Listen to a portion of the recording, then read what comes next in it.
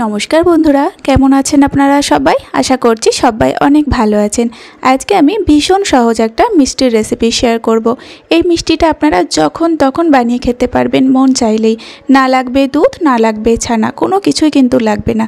বাড়িতে থাকা এক কাপ ময়দা দিয়ে তৈরি করে নিতে পারবেন এই সুস্বাদু মিষ্টি।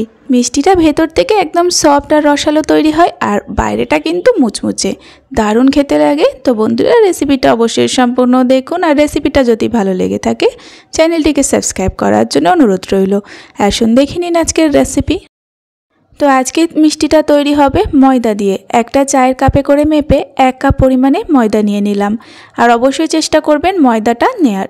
এবার দিয়ে দিচ্ছি স্বাদ মতো লবণ। মিষ্টি জিনিসে যদি লবণটা না পছন্দ করেন তাহলে স্কিপ করতে পারেন।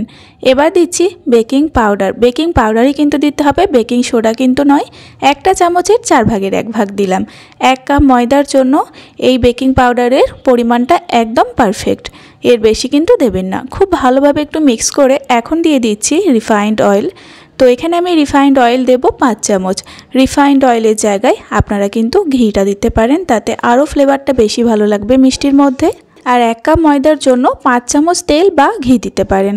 এই মাপটা কিন্তু একদম পারফেক্ট। এটা দিলে কিন্তু মিষ্টির মধ্যে মুচমুচে ভাবটা আসবে। আর এখন দেখুন খুব ভালোভাবে আমি হাতের সাহায্যে ঘষে ঘষে ময়াম দিয়ে নিচ্ছি। এই সময় যতটা ভালোভাবে ময়ামটা দিতে পারবেন ততটাই মিষ্টিটা একটু ক্রিস্পি তৈরি হবে, যেটা খেতে ভীষণ ভালো লাগে।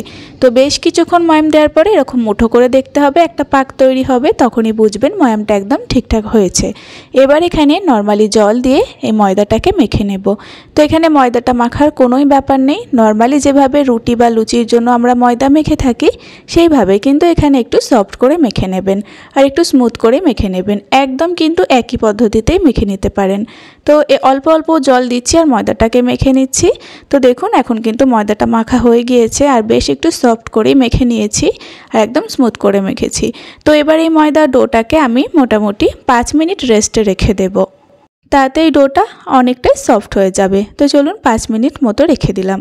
তো 5 মিনিট রেস্টে রাখার পরে দেখবেন আগের থেকে ময়দা মাখাটা অনেকটা সফট হয়ে যাবে।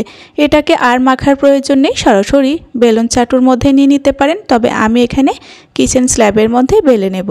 তো এটা বেলে নিতে হবে একটা রুটির মতো করে গোল করে, তবে রুটির মতো কিন্তু পাতলা হবে না, অনেকটাই মোটা করে বেলে নিতে হবে।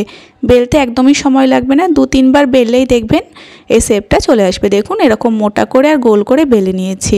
এবার একটা ছুরির সাহায্যে এই ধারগুলোকে কেটে নেব, মানে সাইডগুলোকে কেটে এই রুটিটাকে একটু সমান করে নিতে হবে, তারপরে মিষ্টির শেপগুলো দিতে হবে। তো চারপাশ থেকে সাইডগুলো কেটে সমান করে নিয়েছি। এবার মিষ্টির শেপগুলো করে নেব। তো এখানে 4 কোণা করে করে নিতে হবে। তো প্রথমে এরকম 2 বার করে কেটে নিচ্ছি, এরপরে এরকম 4 কোণা শেপ করে মিষ্টিগুলোকে কেটে নেব। বেশ একটু বড় বড় হবে আর এরকম 4 কোণা করে করতে হবে। তো আপনারা এখানে যে কোনো পছন্দ মতো শেপ করেও মিষ্টিগুলো তৈরি করতে পারেন। তো আমি 4 কোণা করে মিষ্টিগুলো তৈরি করে নিচ্ছি। তো দেখুন এরকম করে মিষ্টিগুলো এখন আমি কেটে নিয়েছি আর দেখুন বেশ একটু মোটা করেই রেখেছি। তো একইভাবে সমস্ত মিষ্টিগুলো আমি প্লেটের মধ্যে রেডি করে নিলাম। এখন মিষ্টিগুলোকে ভেজে নেব। মিষ্টিগুলো ভাজার জন্য রিফাইন্ড অয়েলটা গরম করেছি। তেলের গরমটা আপনারা দেখে বুঝতে পারবেন, একদমই হালকা গরম তেলে মিষ্টিগুলো দিতে হবে। কুসুম গরম যেমন হয় তার থেকে একটু বেশি গরম হবে, সেরকম গরম তেলে মিষ্টিগুলো এখন আমি দিয়ে দিলাম।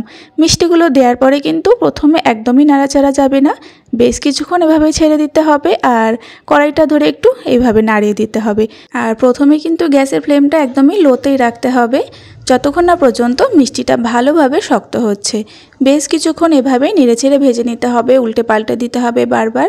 আর এখন কিন্তু মিষ্টিগুলো বেশ নরম আছে, খুবই সাবধানে মিষ্টিগুলোকে উল্টে দিতে হবে, নয়তো আবার ভেঙে যেতে পারে। তো দেখুন খুব ভালোভাবে আমি বারবার নেড়েচেড়ে বেশ কিছুক্ষণ ধরে মিষ্টিগুলো ভেজে নিয়েছি। তো আবারও আমি উল্টে দিচ্ছি আর এভাবেই বারবার উল্টাতে হবে, তাহলে কি হবে প্রত্যেকটা মিষ্টির 2 সাইডের কালারটা একই চলে আসবে, আর নয়তো একদিকের সাইডে বেশি পুড়ে যাবে। তাই বারবার কিন্তু এভাবে নেড়ে ছেড়ে দেবেন। তো আরও কিছুক্ষণ পরে দেখুন মিষ্টিগুলো এখন বেশ ভালোভাবে শক্ত হয়েছে। তো এরপর থেকে গ্যাসের ফ্লেমটা জাস্ট হালকা করে বাড়িয়ে দিতে হবে আর এভাবেই একটা সুন্দর গোল্ডেন ব্রাউন কালার আসা পর্যন্ত ভেজে নিতে হবে। তো বন্ধুরা দেখুন বেশ কিছুক্ষণ ভেজে নেওয়ার পরে এখন কিন্তু বেশ একটা কালার চলে এসেছে আর এরকম একটা হালকা কালার করে মিষ্টিগুলো নামিয়ে নেব। তো খুব একটা বেশি কালার করব না, আপনারা চাইলে আর একটু লাল কালার করে নিতে পারেন।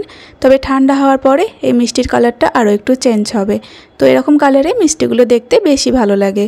তো সমস্ত মিষ্টিগুলো এখন আমি নামিয়ে ফেলছি। আর দেখুন এরকম একটা কালার করে নামিয়ে ফেলছি। তো মিষ্টিগুলো নামানোর পরে আপনাদের দেখিয়ে দেবো। দেখুন এখন মিষ্টিগুলো কিন্তু বেশ গরম আছে, আর মিষ্টিগুলোর মধ্যে এরকম একটু জালি ভাব তৈরি হবে, দেখে বুঝতে পারছেন। তো এবার মিষ্টিগুলো শিরায় দেওয়ার জন্য একটা শিরা তৈরি করে নিচ্ছি। সেই একই কাপের মাপ করে 1 কাপ পরিমাণে চিনি আর 1 কাপ পরিমাণে জল দিচ্ছি। চিনি জলটা সমান সমান দেবেন, আর তার সঙ্গে একটা সুন্দর ফ্লেভারের জন্য 2টো এলাচকে ফাটিয়ে দিয়ে দিলাম। তো এখানে শিরাটা তৈরি করা একদমই সহজ, শুধুমাত্র চিনিগুলো গলে যাবে আর তারপরে দেখবেন শিরাটা ফুটে উঠবে। তো চিনিটাও মিশে গিয়েছে, শিরাটা ফুটে উঠেছে। তো 10 থেকে 12 সেকেন্ড মতো এভাবে জাস্ট ফুটিয়ে নেব, তার থেকে বেশি কিন্তু নয়, একদমই ঘন শিরা তৈরি হবে না। দেখুন 10-12 সেকেন্ড মতো ফুটিয়ে নেওয়ার পরে হাতের মধ্যে জাস্ট হালকা দেখবেন চটচট করবে, মানে একদম একটা অয়েলি ভাব মনে হবে, তখনই কিন্তু গ্যাসের ফ্লেমটা অফ করে দেবেন। একদমই পাতলা শিরা তৈরি হবে, আবার খুব যে পাতলা সেটাও কিন্তু না, একটা চটচটে শিরা তৈরি হবে। তো এবার আমি গরম মিষ্টিগুলোও দিয়ে দিলাম গরম শিরার মধ্যে। আর মিষ্টিগুলো কিন্তু শিরার মধ্যে একদমই বেশিক্ষণ রাখা যাবে না, জাস্ট এপিট ওপিট একটু নেড়েচেড়ে মিশিয়ে নিতে হবে, আর তারপরেই কিন্তু মিষ্টিগুলো তুলে নিতে হবে। বেশিক্ষণ রাখলে এই মিষ্টিগুলো নরম হয়ে যাবে, ওপর থেকে একদমই মুচমুচে হবে না। তো এই মিষ্টিগুলো ভেতর থেকে সফট হয় আর একটু রসালো হয়, আর ওপরটা কিন্তু একদম মুচমুচে হয়। প্রত্যেকটা মিষ্টি তোলার পরে দেখুন এখন আমি প্লেটের মধ্যে সার্ভ করে নিচ্ছি। মিষ্টিগুলো তোলার পরে অনেকটা ড্রাই হয়ে যাবে। তো দোকানের গজা যেমনটা খেতে হয় সেরকমই কিন্তু এই মিষ্টির স্বাদ হয়, ভীষণ ভালো লাগে খেতে। তো এখন মিষ্টিটা দেখিয়ে দেবো আপনাদের যে ভেতর থেকে কতটা রসালো হয়েছে। দেখুন হালকা একটু রসালো হবে মিষ্টিটা, আর দেখুন চাপ দিলে কিন্তু হালকা রস বেরিয়ে আসছে ভেতর থেকে, আর ভেতরটা একদম সফট হয়। এই মিষ্টিগুলো খেতে ভীষণ ভালো লাগে। তো বন্ধুরা, বাড়িতে থাকা সামান্য ময়দা দিয়ে আপনারা যখন তখন এই মিষ্টিটা তৈরি করে খেতে পারেন। এমনকি কাউকে বানিয়ে খাওয়ালেও কিন্তু তারা ভীষণ নাম করবে, এতটাই সুস্বাদু হয়। তো রেসিপিটা অবশ্যই বাড়িতে বানাবেন, বাচ্চারা বিশেষ করে পছন্দ করবে। আর রেসিপিটা ভালো লাগলে একটা লাইক কমেন্ট করে আমার চ্যানেলটিকে সাবস্ক্রাইব করার জন্য অনুরোধ রইল। তো বন্ধুরা, আজকের ভিডিও এ পর্যন্তই। আবারও ফিরে আসবে এরকম কোনো সহজ রেসিপি পর্ব নিয়ে। ততক্ষণে আপনারা সকলেই ভালো থাকবেন এবং সাবধানে থাকবেন।